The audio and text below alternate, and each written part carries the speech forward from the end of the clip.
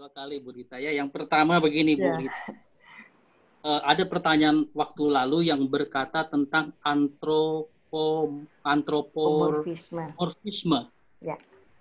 Ya, Bu Rita, saya mau nanya antropomorfisme ini apakah memang mungkin Ibu bisa memberikan gambaran apakah Allah sering menggunakan istilah-istilah manusia ya, seperti halnya Gehenna, seperti halnya Sheol, Tartarus untuk menjelaskan hal-hal yang sifatnya rohania. Terus yang kedua, Bu, kalau boleh ya, Bu ya, mengenai genealogi orang-orang pilihan.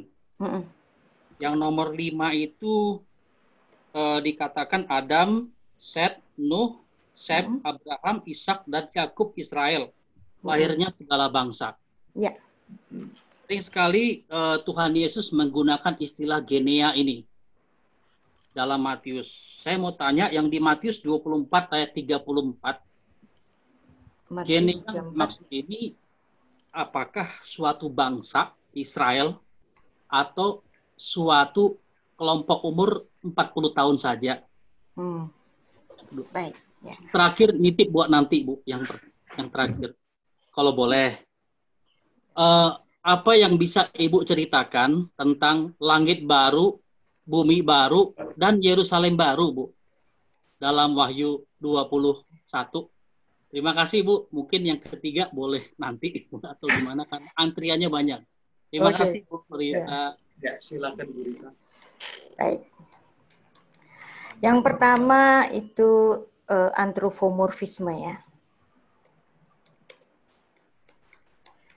Oke. Antropomorfisme itu adalah cara Allah ya berkenan untuk dikenal. Ya. Jadi Allah itu roh, ya, dan Allah itu maha kuasa. Kalau Anda masih ingat, saya memberikan ilustrasi, ya, ketika Allah menciptakan langit dan bumi, ya, Kejadian 1 ayat 1, itu seolah-olah Tuhan sedang memegang gelas yang dimana alam semesta ini ada di dalam genggamannya, itu kan, ya. Nah, itu adalah cara kita untuk memahami Allah secara antropomorfisme. Apakah benar-benar Tuhan itu punya tangan seperti menggenggam seperti itu? Nah, ilustrasi demikian itu adalah penggambaran secara antropomorfisme. Nah, sebenarnya Alkitab pun itu juga banyak sekali menggambarkan Allah secara antropomorfisme. Nah, ini juga kita bisa bandingkan, ya. Misalnya seekor ikan, ya. Anda bayangkan seekor ikan, lalu dia kemudian ingin mengenal penciptanya, ikan itu. Ya. Bagaimana cara ikan mengenal penciptanya? Nah, dengan logika ikan, ya, maka dia berpikir pencipta dari ikan itu sama, punya sayap, punya sirip, ya, berenang di laut kayak dia, gitu kan. Nah, seperti kita juga. Allah tentulah sangat berbeda dengan kita, ya, apalagi kita sudah terpisah dengan Tuhan setelah kejatuhan manusia sejak di Taman Eden. Maka Tuhan itu sebenarnya tidak terjangkau, ya. Tapi Tuhan mau berkenan untuk dikenal dalam sebatas tempurung otak manusia, ya. Bahkan Alkitab kita itu sering sekali menggambarkan Tuhan itu secara manusiawi, secara antropomorfisme. Antropos, kemudian morf itu kan bentuk. Antropos itu manusia, morfia itu adalah bentuk. Jadi kita mengenal Tuhan dalam bentuk manusia. Bahkan Alkitab itu juga menggambarkan Tuhan secara antropomorfisme. Dan itu firman Tuhan. Ya, misalnya ada istilah wajah Allah. Ya, misalnya dalam Bilangan 6 ayat 23. Nah, itu ada pernyataan wajah Allah. Emangnya wajah Allah itu kayak wajahnya kita ini? Ya. Tetapi itulah ungkapan antropomorfisme. Ada juga yang menyatakan hati Allah, tangan kanan Allah, telinga Allah, ya, bahkan hidung Allah. Ya. 2 Samuel 22 ayat 7. Jadi ini semua adalah ungkapan-ungkapan untuk mengenal Allah kita. Bahkan Tuhan Yesus ya lahir ke bumi dalam bentuk manusia dan merasakan segala yang dirasakan manusia. Bahkan dalam keluhannya Tuhan Yesus juga menyatakan, hatiku sangat sedih, seperti mau mati rasanya. Jadi Tuhan itu bisa dikenal dalam bayangan kita sebagai manusia, bahkan Tuhan datang sebagai manusia. Itu maksudnya antropomorfisme, Bapak. Ya. Lalu yang kedua tentang genealogi. Ya.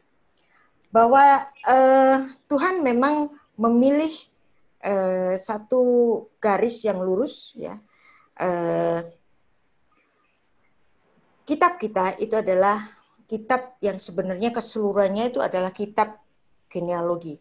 Nah, genealogi dalam bahasa Ibrani itu adalah Toledot. Nah, biasanya ada pernyataan-pernyataan misalnya Eleh Toledot. Misalnya dalam Kejadian 2 ayat 4. Nah, ini adalah kronologi. Ini adalah riwayat.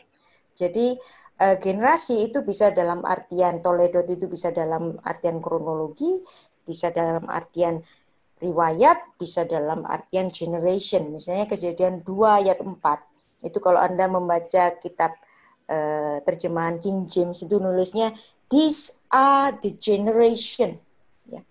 These are the generation ya, of the heaven and of the earth. Nah, ini ya the generation ini itu menunjukkan bahwa itu adalah Toledot.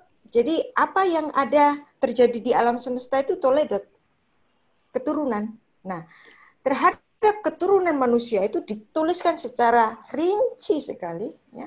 Dan itu kalau Anda melihat orang-orangnya itu luar biasa sekali. Cara Tuhan itu menulis, silsilah dalam Alkitab. Nomor 1 Adam, ya. Kemudian nomor 3, ya itu ada Set, ya. Kemudian ada siapa lagi? Nomor 7 itu Henok. Nomor 10 itu Nuh, ya. Jadi nomor-nomor yang bagus, cantik-cantik ini itu adalah merujuk kepada orang-orang penting. Ya. Ini cara Alkitab itu menulis generasi dengan seksama. Sampai nanti pada generasi Abraham. Nah, sebelum Tuhan itu bercerita, sebelum Tuhan memberikan hikmatnya bagi Musa menuliskan tentang Bapak Abraham, Alkitab itu memberikan intro penulisan tentang seorang yang bernama Nimrod. Nimrod itu ketika dia menjadi penguasa di Babel, marilah kita membangun nama. Ya. Karena dia ingin membangun nama bagi dirinya, maka nama itu dihancurkan oleh Tuhan. Ya. Karena Tuhan akan membangun nama ya, yang menurut orang-orang yang dikenalnya, yaitu dari Sem. Nah, Sem ini siapa? Sem ini adalah putra pertama dari Nuh. Nah, arti dari Sem itu nama. Nah, kamu pengen bikin nama, namamu sendiri kan? Namanya Nimrod sendiri. Hancur dia. Dan Tuhan membangun nama melalui Sem. Nah, Sem itu artinya nama. Nah, Alkitab apabila dibaca dalam bahasa Ibrani, ya, Anda akan menemukan makna-makna yang sesuai. Nah, misalnya kalau Sem itu ditulis dalam bahasa terjemahan, Anda lupa apa sih artinya Sem itu? Ya pokoknya Sem itu nenek moyangnya Abraham. That's it. Sebenarnya tidak. Ya.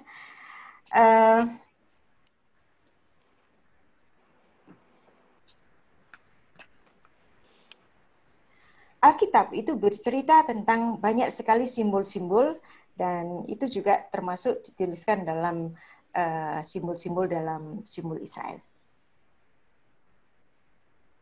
Begitu, Bapak. Terus nanti yang pertanyaan ketiga mengenai Matius tentang genealogi ya. tentang angkatan ini ya. Yesus menyebutkan angkatan ini. Tentunya Yesus itu berbicara tentang angkatan yang dia maksud sebagai angkatan yang di mana Yesus itu berada kala itu, yang di mana angkatan ini meminta tanda-tanda, berarti orang-orang yang ada di hadapannya, generasi yang ada di hadapannya kala itu, konteks kala itu. Begitu Bapak. Ya, Pak Sangga. Sudah cukup jelas Pak Sangga? Cukup jelas Pak? Silakan diangkat Pak Sangga. Tadi tanya langit baru, bumi baru tadi. Oh ya, mohon maaf, langit baru, bumi baru. Yerusalem baru. Langit baru, bumi baru itu dalam pemahaman saya bukan sesuatu hal yang direnovasi, tetapi betul-betul baru. Ya. Langitnya baru, betulnya buminya juga baru, bukan sesuatu yang renovasi. Nah, itu biasanya dalam tradisi Yahudi itu disebut dengan olam haba. Jadi Alkitab kita Perjanjian Baru itu banyak sekali mengandung pemahaman-pemahaman yang sudah dipahami oleh orang Yahudi tentang olam haba, bahwa mereka harus melakukan tradisi atau ibadah yang benar supaya mereka diperkenankan masuk dalam olam haba. Jadi apa yang dituliskan dalam Wahyu 3 ayat 12 misalnya, atau Wahyu 21 ayat 1 tentang langit baru, bumi baru, tentang Yerusalem baru, itu adalah olam haba yang sudah dikenal oleh orang-orang Yahudi.